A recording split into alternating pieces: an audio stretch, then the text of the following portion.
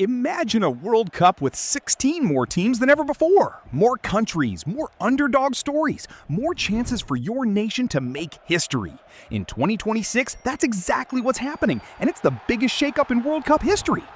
Hey everyone, welcome back. Today we're breaking down one of the most talked about changes in football history, the expansion of the FIFA World Cup from 32 teams to 48 teams, starting with the 2026 tournament in the United States, Mexico, and Canada.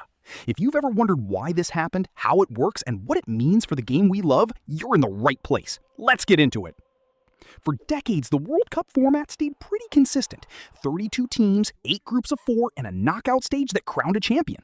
It worked well, but FIFA wanted more. More countries involved, more matches, more revenue, and more opportunities for nations that rarely get a World Cup spotlight. So in 2017, FIFA officially approved the expansion to 48 teams.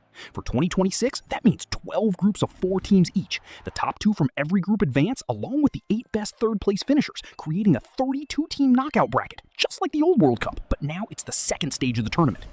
This also means more matches overall, 104 games instead of 64, giving fans more football, more storylines, and more chances for surprises. Here's something fascinating. This expansion gives smaller footballing nations, countries from regions like Africa, Asia, and the Caribbean, significantly more qualification spots than ever before. Some nations that have never sniffed a World Cup could finally get their moment on the world stage.